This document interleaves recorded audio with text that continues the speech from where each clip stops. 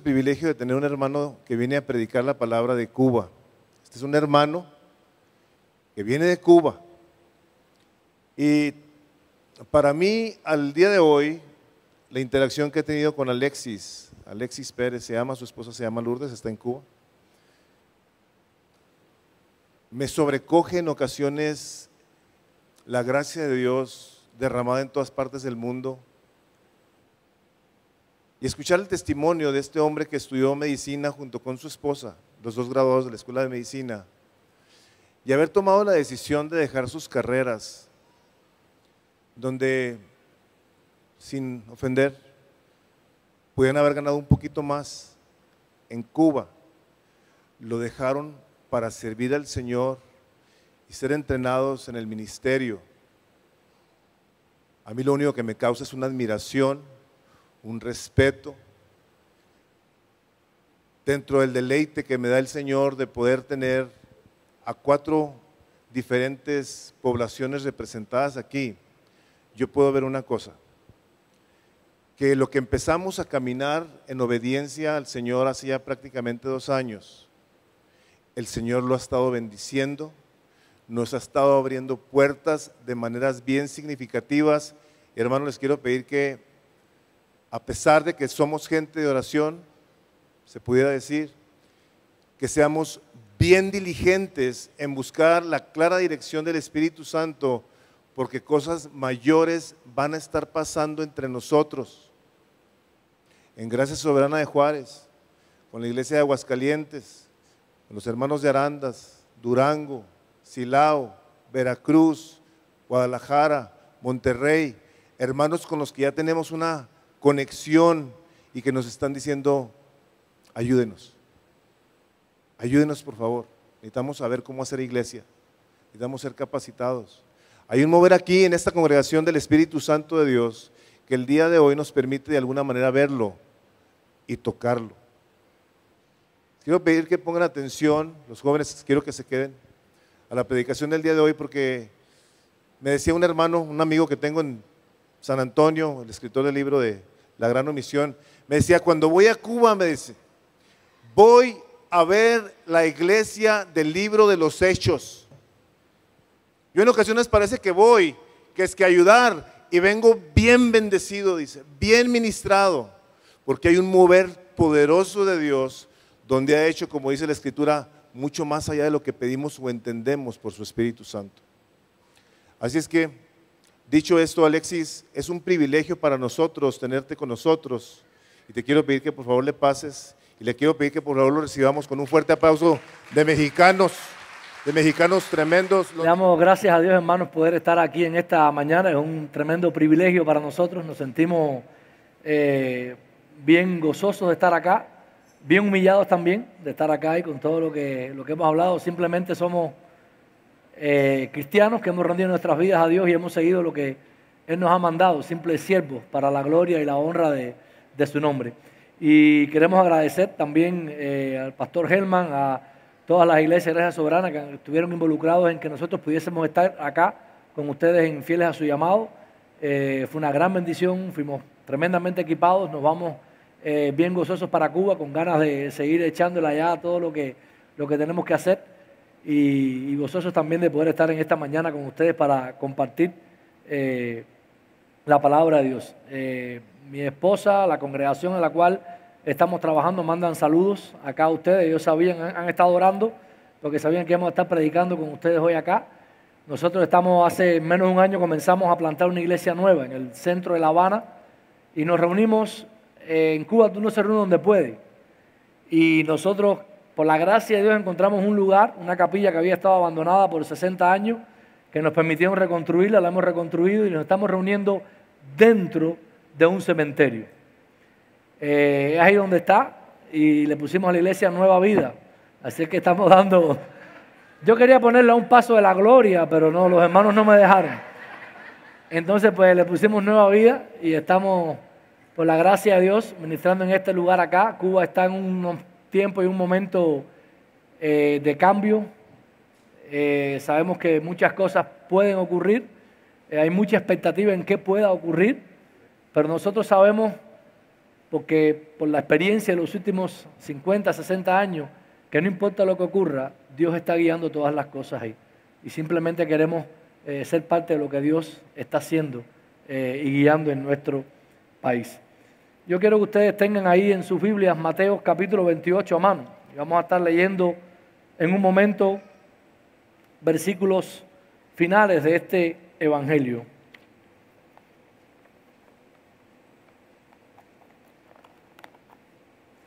Mateo 28, versículos del 16 al 20. Dice la palabra de Dios de la siguiente manera: pero los 11 discípulos se fueron a Galilea, al monte donde Jesús les había ordenado.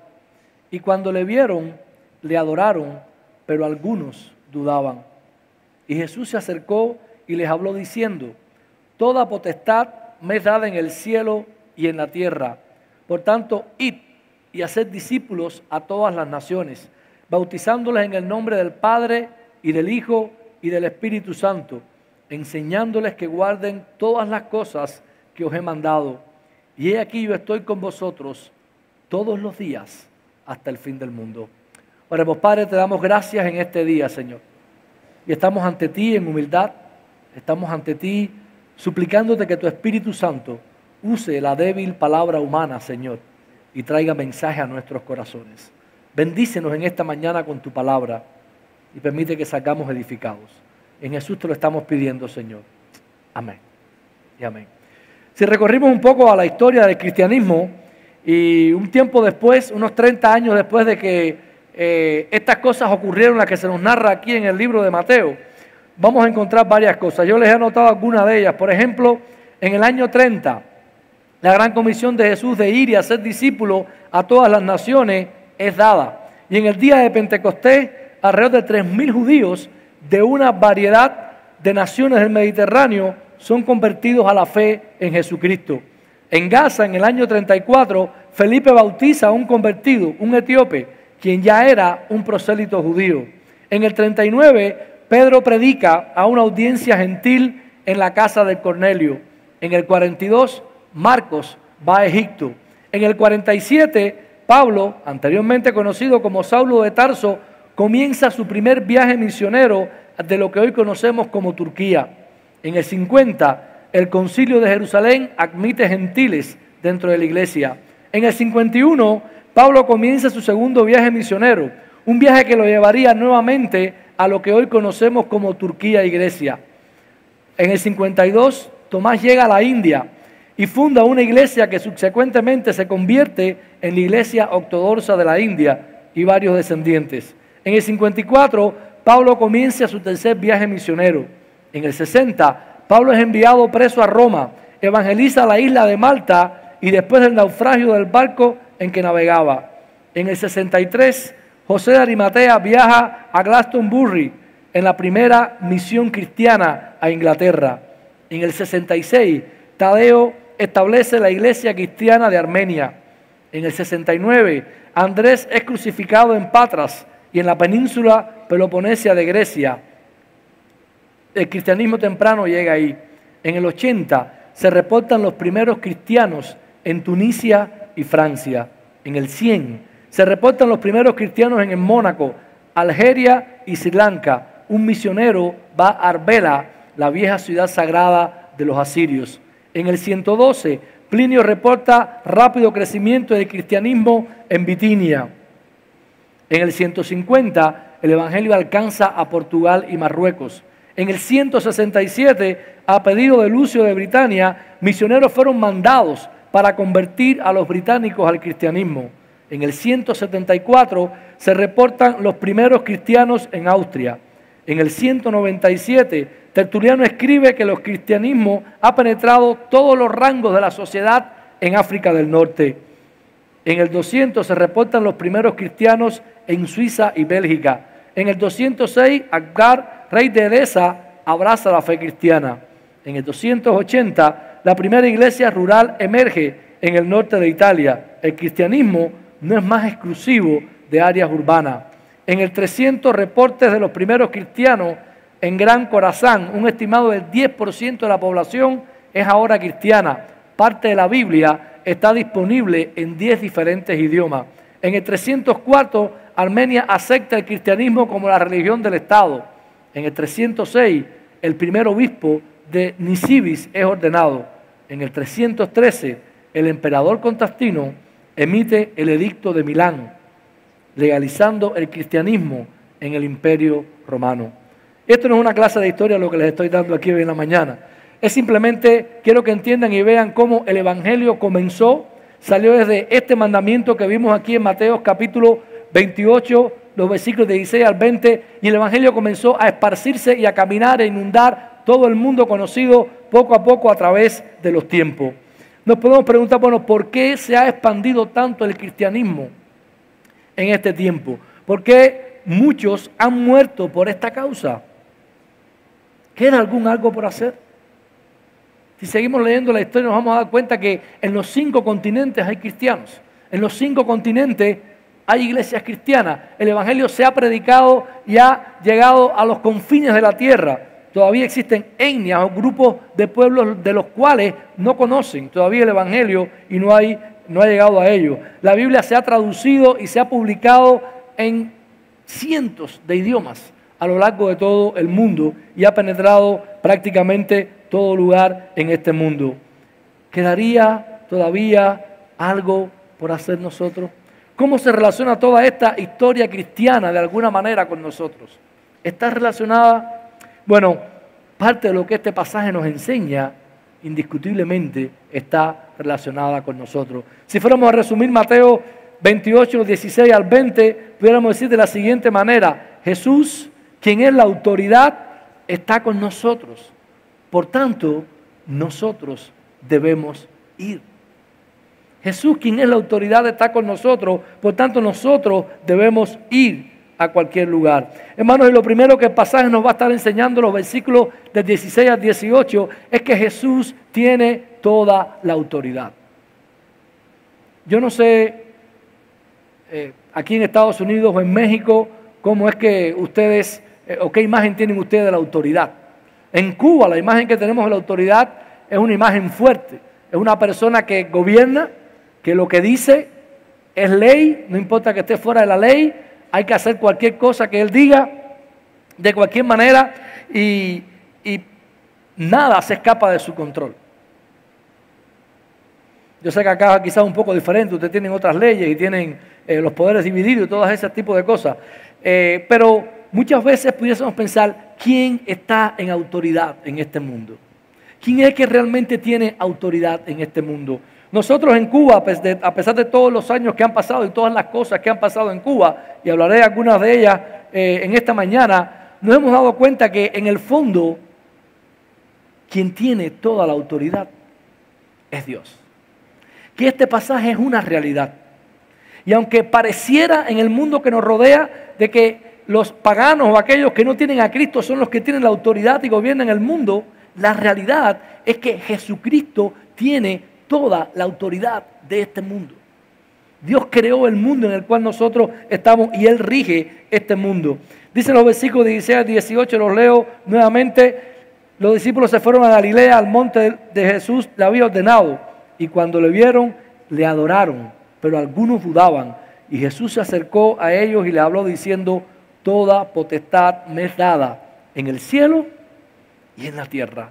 Ellos habían llegado a aquel lugar. Recordemos que aquí esta última parte, Mateo 28, es el capítulo de la resurrección. Jesús ha resucitado, Jesús se ha levantado de los muertos. Sabemos todos los acontecimientos que vinieron, sabemos cómo las dudas que ellos tenían, hasta que Jesús se les aparece y les dice a ellos que vayan a este lugar. Ellos van a este lugar en obediencia, están allá. Dice que aún algunos estaban dudando en este lugar, pero Jesús se les acerca y les dice: toda potestad me es dada en el cielo y en la tierra. Saben, en esta escena final del Evangelio de Mateo, los discípulos están ahí para ver qué va a ocurrir. Y muchos de ellos, estoy convencido que todas las esperanzas que tenían en Jesús, cuando fue muerto, cuando fue crucificado, pues las habían perdido, ¿verdad? Todo lo que habían oído, el tiempo que habían invertido, todas las enseñanzas, pues simplemente para ellos había terminado. El Evangelio de Mateo comienza con una declaración importante. Y Y es importante porque esta última parte del Evangelio de Mateo es el cierre de todo lo que Mateo ha estado hablando en su Evangelio. Y lo primero que él hace al principio, cuando habla en el primer capítulo, segundo capítulo, él dice que este es el libro de la genealogía de Jesucristo. ¿A cuánto a ustedes les gusta leer la genealogía? ¿Cuántos se la saltan? Todos, ¿eh? Bueno, no están por gusto ahí. Es palabra de Dios, ¿sabían eso? Y lo que Mateo nos está diciendo al principio del Evangelio es que Jesucristo viene de la familia adecuada. Él es un descendiente legítimo de David, al cual se había prometido que de él vendría, ¿verdad?, el Mesías. Y lo primero que Mateo nos está diciendo, bueno, estas son las credenciales de Jesucristo. Este es el que viene según la familia adecuada, según la descendencia adecuada, según Dios ha prometido anteriormente, Él va a estar con nosotros y este es el que viene para cumplir lo que había de hacer, tanto de una manera celestial como terrenal. Y justo en el comienzo de su vida, vemos que tiene que ir a Egipto, huir, vivir en Nazaret para proteger su vida. Y a lo largo de todo el Evangelio, Mateo empieza a desarrollar toda o a mostrarnos a nosotros la identidad de Jesucristo. Nos muestra quién es este Jesucristo, ¿verdad? Es aquella persona que realiza gran cantidad de sanaciones y milagros, proclama la palabra de Dios, reprende a escribas y fariseos, pero al final vemos a Jesús sufriendo y muriendo en una cruz. Y esto luciría como el final, ¿verdad?, de Jesucristo, de sus enseñanzas, de sus seguidores. Pero aquí lo vemos finalmente levantándose de los muertos. Finalmente, esta última escena, lo que está mostrando Mateo es que Jesucristo aún tiene poder para levantarse de los muertos. Y ya lo ha mostrado como muchas otras cosas. Y al final dice, Él tiene poder para levantarse de los muertos. Él se ha levantado de los muertos. Finalmente conquista la muerte, ¿verdad? Filipenses 2 del 9 al 11 nos hablan acerca de esto. Dice, porque lo cual Dios también le exaltó hasta lo sumo y le dio un nombre que es sobre todo nombre, para que en el nombre de Jesús se doble toda rodilla de los que están en los cielos, en la tierra y debajo de la tierra, y toda lengua confiese que Jesucristo es Señor, para gloria de Dios Padre. Hermanos, con la muerte de Jesucristo y la resurrección de Jesucristo, lo que estaba demostrando, lo que estaba diciendo aquí Mateo, es que Jesucristo es el Señor. Él tiene la autoridad. Él tiene la autoridad sobre todo este mundo. Yo he visto a Dios, yo he visto a Jesucristo, no físicamente, sino en todo lo que ha ocurrido en Cuba, obrando y teniendo autoridad. Mucha autoridad. Y haciendo cosas que increíblemente para los ojos de los hombres son impensables. Todo el Evangelio de Mateo va a estar realzando de alguna manera esta autoridad de Jesús. Había autoridad en sus enseñanzas. Cuando Él enseñaba era diferente, porque dice en Mateo 7:29, porque les enseñaba como quien tiene autoridad y no como los escribas. Aun cuando Jesús estaba con ellos allí, cuando Él abría la palabra, cuando Él les enseñaba, ellos notaban una diferencia. No era como los escribas que estaban transmitiendo simplemente quizás cosas que ellos conocían, conocimiento intelectual. Dice que Jesús les enseñaba con autoridad. Él tenía la autoridad para enseñarles a ellos. Él ejerció también autoridad cuando sanaba enfermos. En Mateo capítulo 8 lo podemos ver. Aún tuvo autoridad para perdonar pecados. Ahí en Mateo capítulo 2, cuando el capítulo 9, cuando se enfrenta al paralítico, dice, para que sepáis que el Hijo del Hombre tiene autoridad en la tierra para perdonar pecados. ¿Qué le dijo al paralítico? Levántate, toma tu lecho y anda. Muchas veces leemos este pasaje, usted lo ve predicado y te ponemos una énfasis tremendo en la sanación, en el milagro de caminar del paralítico, pero Jesús está diciendo, nada más que lo voy a sanar para que ustedes entiendan que yo puedo perdonar pecados. Tengo la autoridad para perdonar los pecados. Y es increíble la manera en que Jesús ejerce su autoridad a lo largo de todo el Evangelio de Mateo, a lo largo de toda su vida. Lo más asombroso de todo es que Él delega esta autoridad también allí a los apóstoles en Mateo capítulo 10. Miren, al final de este Evangelio, Mateo ha dejado un punto claro. Jesús tiene toda la autoridad. Jesús tiene toda la autoridad en este mundo. Y es un principio que nosotros los cristianos tenemos que tener también claro en nuestra vida. Hermano, Jesús tiene la autoridad del mundo que nos rodea. Él tiene la autoridad de todos los gobernantes, de todas las personas que gobiernan en este mundo. Él quita y pone reyes. Pero si queremos, y eso nos gusta oírlo, ¿verdad? Pero si queremos llevarlo un poquitico más personal, Jesús también tiene la autoridad sobre nuestra vida. Tiene una autoridad sobre cada uno de nosotros. Él nos ha comprado con su sangre. Somos su posesión. Y Él tiene autoridad sobre nosotros. Por lo tanto, toda la autoridad le es dada a Jesucristo. Como Él tiene autoridad en el cielo, ángeles, potestados, principales, todo está sometido a Él. Él tiene también toda la potestad en la tierra, todo lo que existe, todo lo que gobierna en este mundo, todas las personas, todo, absolutamente todo. Él tiene autoridad sobre todo. Él gobierna en este mundo. Él gobierna en el cielo, pero Él gobierna aquí. Gobierna aquí en El Paso, Texas, gobierna ahí en Ciudad Juárez, gobierna en Cuba. Aún cuando no entendamos ni comprendamos las cosas que están pasando. No entendemos, muchas personas van a Cuba, cuando van por primera vez y dicen, bueno, explícanos cómo es Cuba. Yo le digo, bueno, yo te voy a explicar todo lo que tú quieras, pero yo no lo entiendo. Sí, porque él va a decir, pero yo no entiendo, yo tampoco, y vivo aquí. O sea, que no te puedo explicar. O sea, son cosas que usted no puede entender, ¿verdad? No están en la lógica humana para poderlas entender. Pero es una realidad, ¿verdad? Pero Dios tiene la autoridad de todas las cosas. Y yo sé que he oído por algunos hermanos donde me estoy quedando, y le dice que en Ciudad Juárez hace unos años atrás, pues estuvo bien fea la cosa. Yo no sé lo que pasó. Yo no sé por qué pasó. Yo estoy convencido que Dios tenía la autoridad sobre lo que estaba pasando. Quizás no lo ven todavía, quizás algún día veremos.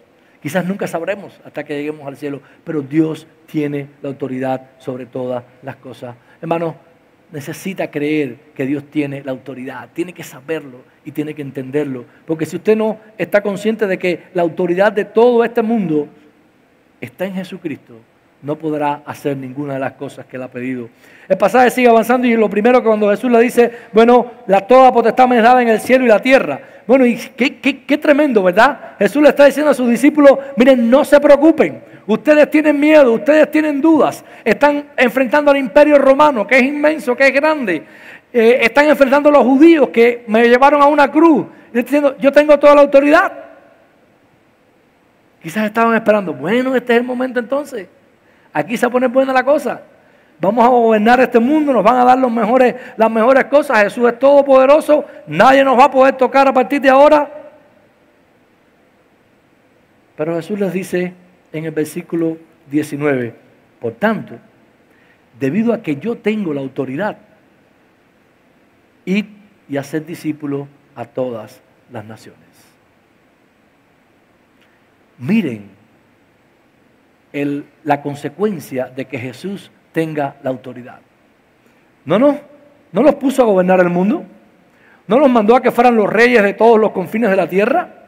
No los mandó a que viviesen la vida como ellos quisieran vivirla lo mejor que pudieran. No les dio posesiones grandes de tierra para que las tuvieran y fueran ricos. No les dio ninguna de esas cosas. De hecho, ni les prometió que no iban a sufrir más, ni que no iban a tener más problemas. Le dijo, vayan y hagan discípulos, porque Él tiene la autoridad. Hermano, Jesús aquí está comisionando a sus discípulos. Está claro, no está claro si habían allí, estaban los 11 discípulos o 500 discípulos en aquel lugar. La realidad es que no hace diferencia. La comisión es la misma de ir y hacer discípulos a todas las naciones. Él estaba diciendo, yo tengo la autoridad de este mundo, soy el dueño del cielo, soy el dueño de la tierra, por tanto y demás, vayan y hagan discípulos, vayan y prediquen el evangelio, vayan y enseñen a estas personas. Él no está diciendo, yo tengo toda la autoridad, por lo tanto vayan, no tengan temor, las naciones son mías, yo las creé, por lo tanto vayan. Él está diciendo, mío es el oro, mío es la plata, por tanto vayan. Míos son los poderes, dominios de la oscuridad, por lo tanto vayan. En otras palabras, Él está diciendo, no hay nada que escape de mi control. Vayan y hagan discípulos. En el 1959, ese es un año que ningún cubano olvida, Siempre que hablamos decimos antes del 59, después del 59. Algunos pastores o hermanos para no poder mencionar el año dicen después del huracán del 59 o antes del huracán del 59. El socialismo triunfó en Cuba, ustedes lo saben. En el 61 metieron en la cárcel a muchos pastores en Cuba. Mi pastor, el único pastor que yo tuve mientras estuve de miembro en la iglesia, después fui al seminario, estuvo 10 años preso en la cárcel en Cuba y muchos estuvieron presos en la cárcel. Un día, en el 61, llegaron incluso al seminario de La Habana, gente vestida de militares, entraron ahí, abrieron las puertas y se llevaron a todos los seminaristas que estaban ahí y los mandaron para un lugar que ellos le pusieron la UMAP, que simplemente fue como un campo de concentración, donde los pusieron ahí, los tuvieron como lacra social y los pusieron ahí a trabajar forzado en el campo durante varios años.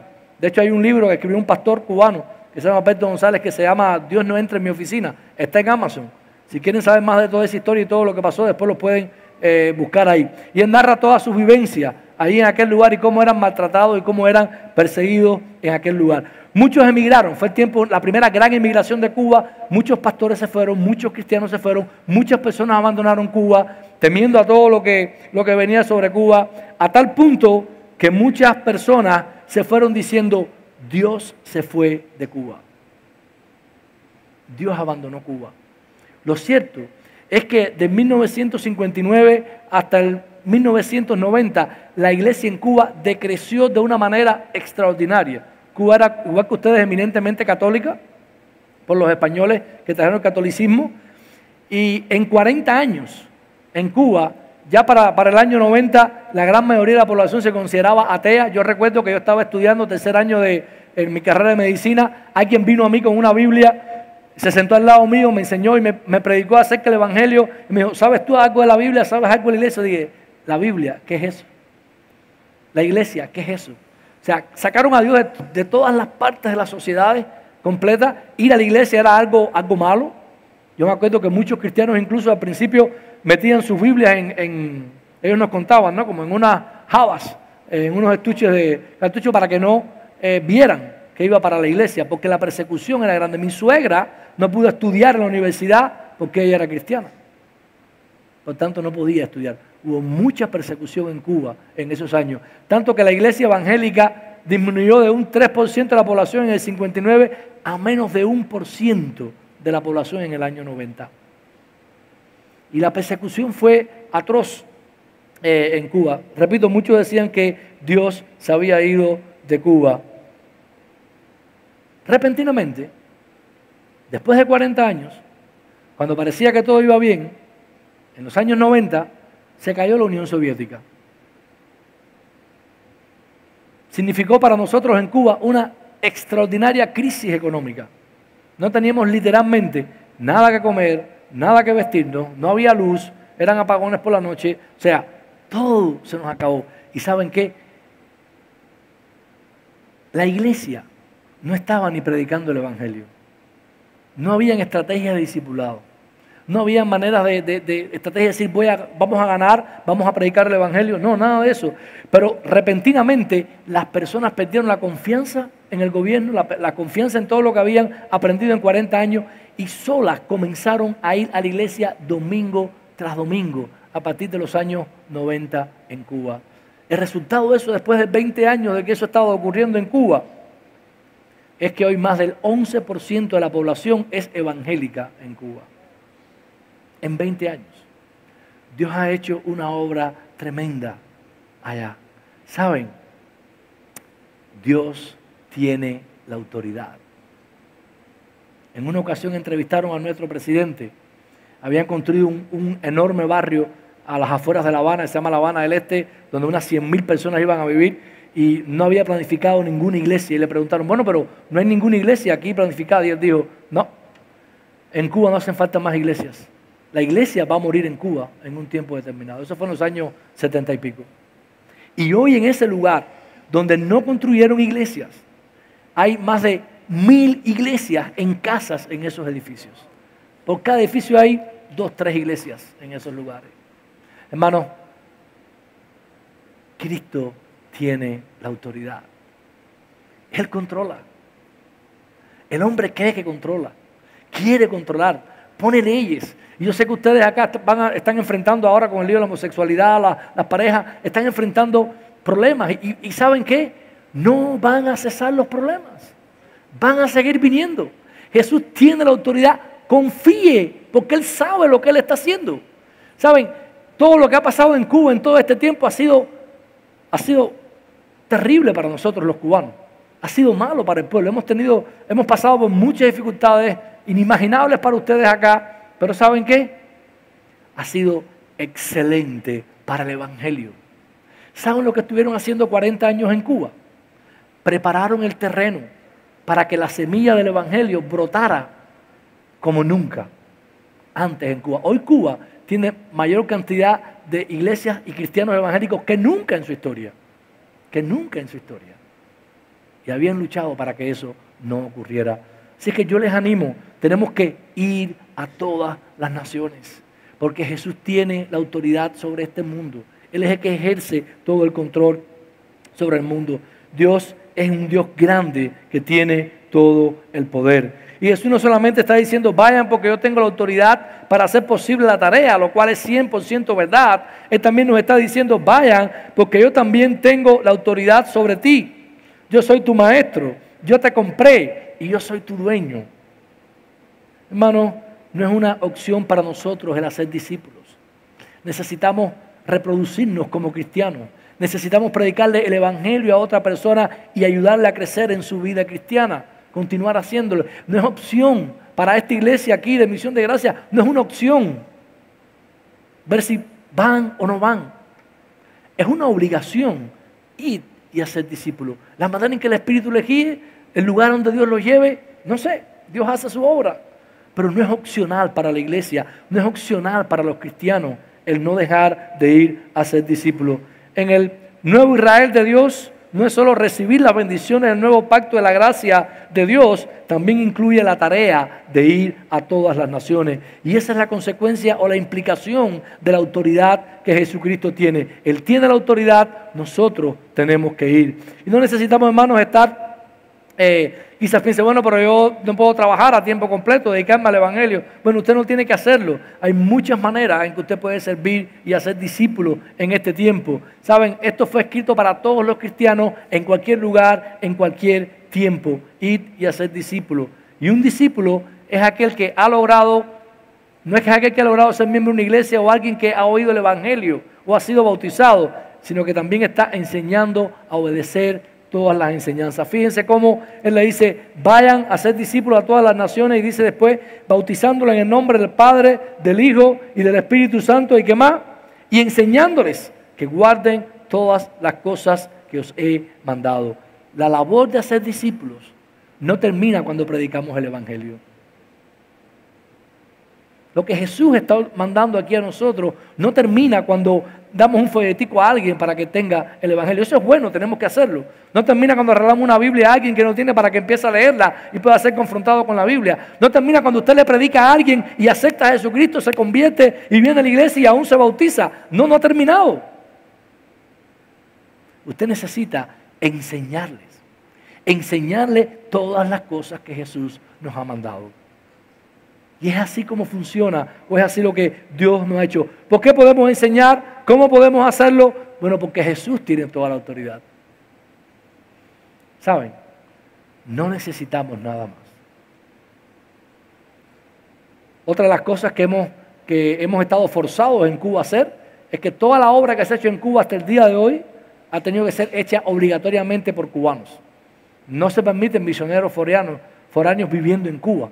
Así que todo lo que ocurre ha sido hecho por cubanos. Hemos recibido ayuda de muchas iglesias, de muchos pastores, personas que han venido, pero pueden estar un tiempo determinado, nos ayudan con enseñanza, nos ayudan con algunas cosas, se tienen que ir. Toda la obra del día a día ha tenido que ser hecha por cubanos. Y la ha tenido que ser hecha, básicamente, en muchas de las ocasiones, sin recursos para hacerlo. Muchas veces lo único que hemos tenido es una Biblia. Eso ha sido suficiente y hemos tenido que ir a enseñar y hacer las cosas. Qué bueno que podamos tener, y ustedes tienen acá plenitud de recursos cristianos para hacer las cosas, pero saben, el día que no lo tenga, no se ha acabado el mundo. no se ha acabado el mundo. Usted necesita la palabra de Dios y con ella es suficiente para enseñar y para instruir y hacer lo que Dios nos ha mandado hacer. Así es que es posible que hayas experimentado frustración o temor, que algunas veces te sientas incapaz de realizar la obra del discipulado, de la predicación. Solamente tenemos que mirar el ejemplo, ¿verdad? En el mundo musulmán es un lugar amenazador para que los cristianos vayan y prediquen el evangelio, pero el antídoto para esto último están aquí en estos versos del pasaje. Sí, bueno, Jesús tiene toda la autoridad, Él domina todo, Él tiene control sobre todas las cosas. Qué bueno, es bueno saberlo, necesitamos saberlo para lo que vamos nosotros a hacer. Él es el Señor en el cielo y en la tierra. Él nos ha mandado a hacer esta labor, pero cuando me toque ir, cuando tenga que ir a hablar a mi vecino, o cuando tenga que hablarle a mi enemigo quizás, o cuando tenga quizás Dios me llame para que vaya a otro lugar, a otra nación a predicar el evangelio, bueno, ¿qué garantías yo tengo? Miren cómo termina el pasaje. Y es un tremendo cierre para el libro también de Mateo. Dice, y he aquí, yo estoy con vosotros, ¿cuándo? Todos los días, hasta el fin del mundo. Yo estoy con vosotros todos los días, hasta el fin del mundo. Hermanos, Jesús ha prometido que su presencia va a estar con nosotros. Él está. Él simplemente está con nosotros hasta el fin del mundo. Jesús es diferente, ¿verdad? Al jefe que usted tiene, ¿eh? Usted tiene jefe en su trabajo seguro. El jefe que tenemos en el trabajo usualmente nos dice, bueno, tienes que hacer esto, haz esto de esta manera, ve y hazlo y está. A él no le interesa mucho los trabajos que usted pase, quizás no le interesa si usted tiene todo lo que usted necesita para realizar la labor. Lo que le interesa al jefe, ¿qué cosa es? Es que usted le haga el trabajo que él le mandó a hacer, ¿verdad? Y ahí lo manda para que usted lo haga. Pero Jesús no es como el jefe que tenemos nosotros en nuestras empresas, en nuestro trabajo. Jesús nos dice, vayan y hagan discípulos, pero ¿sepan qué? Yo voy a estar con ustedes. Yo voy a estar con ustedes cada día. Yo voy a ir con ustedes en esa obra que ustedes van a estar haciendo. Dice, yo estoy con vosotros todos los días hasta el fin del mundo. Jesús no solo tiene la autoridad, Él nos está prometiendo que Él estará con nosotros. Y saben que es una culminación del libro de Mateo, se los dije porque en Mateo capítulo 1, versículo 23, leemos, he aquí que la Virgen concebirá y dará a luz un hijo, y le pondrán por nombre Emmanuel, que traducido es Dios con nosotros. Fíjense cómo Mateo empieza diciendo, bueno, este es Emmanuel, que significa Dios con nosotros, y al final del Evangelio Jesús está diciendo, yo estoy con ustedes. Él es Emmanuel. Hermano, Dios está con nosotros en todo lugar y en todo momento. Y eso tiene muchas implicaciones para nuestra vida. Muchas veces yo tenía un hermano allá en Cuba, muy simpático, le ocurrían muchas cosas.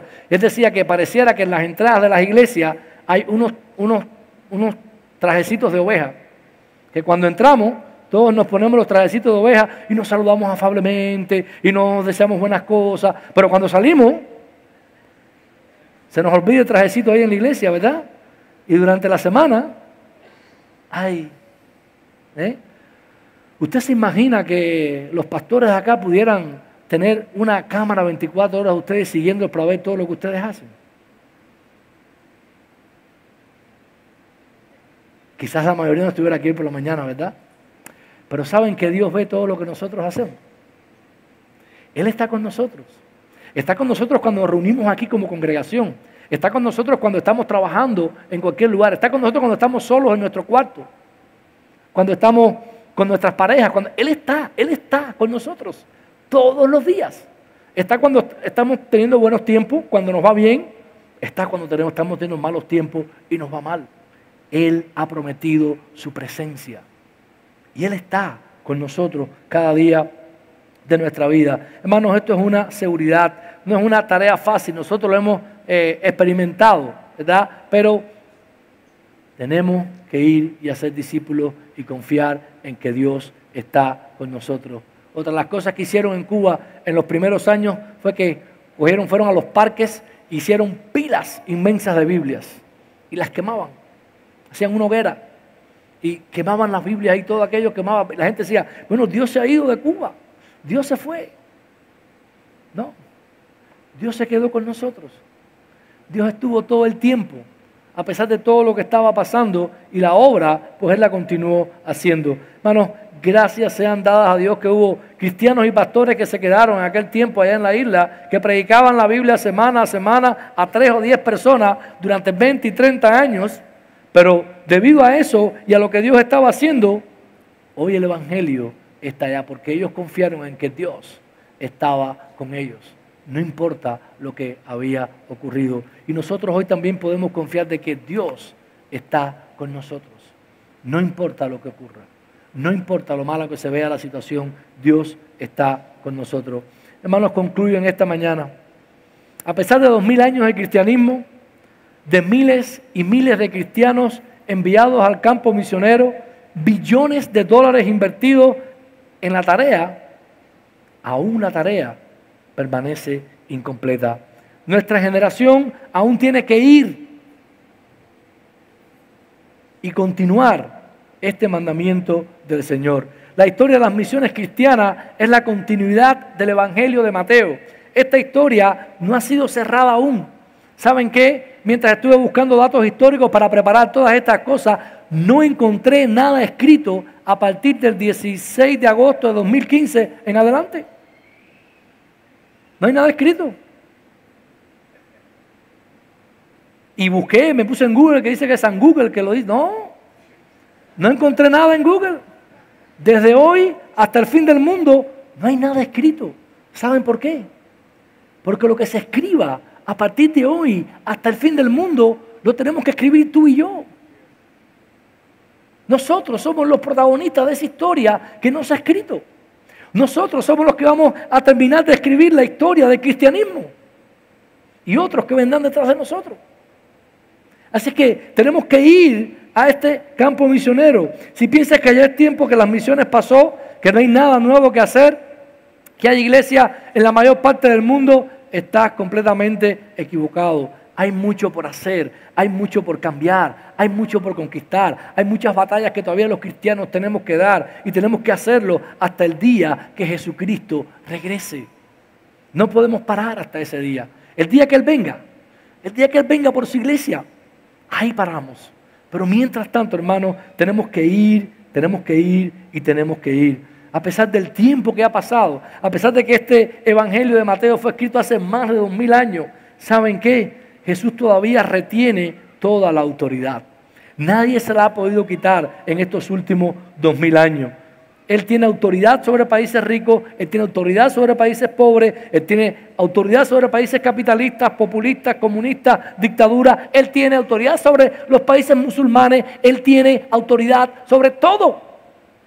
Nada resiste la autoridad de Jesús, nada se puede interponer a su autoridad. Él preserva toda la autoridad. Él está trabajando en estos países. Aun cuando nosotros no digamos, Dios está haciendo su obra. Él está trabajando y Él quiere que nosotros nos unamos a eso. Él es Emmanuel. A pesar de estos 2000 años, ¿saben qué? Él tiene muchísimas razones, pero no se ha cansado de estar con usted día a día.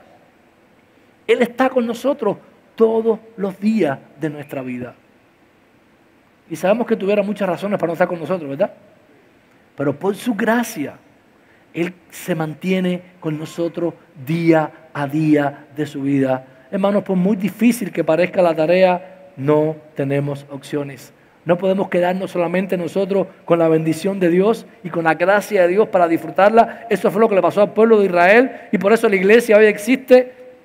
Estamos predicando el Evangelio. Hermanos, podemos, debemos y tenemos que hacer discípulos a todas las naciones. Y qué bueno sería que a partir de 2016 en adelante cosas tremendas puedan ser escritas de esta iglesia. Misión Gracia, ¿no? Aquí en El Paso. Que se puede escribir que fueron e hicieron discípulos. Que se puede escribir que estuvieron batallando en el campo misionero, yendo aquí en El Paso, porque hay muchas personas que discipular aquí, pero también en otros lugares donde el Espíritu les lleve para hacer la obra de Dios. ¿Saben? Ustedes necesitan escribir esa historia. Usted es parte de la historia del cristianismo. Usted es la historia presente y viviente del cristianismo en esta ciudad, en este tiempo. Póngase en las manos de su Señor. Deje que Él le guíe y que Él le lleve a donde Él quiera llevarle. Oramos. Padre, gracias te damos una vez más en este día, Señor. Juan, agradecidos a ti por tu gracia y tu misericordia.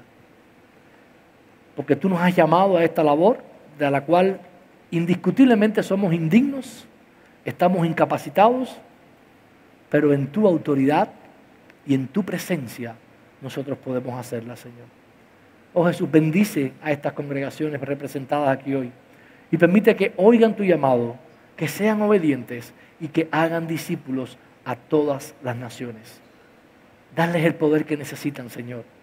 Darles los recursos que necesiten y mándalos, Señor, para que sigan escribiendo gloriosas páginas de la historia del cristianismo. Por Jesús y sus méritos te lo pedimos todo, Señor. Amén. Amén. Dios les bendiga, hermano.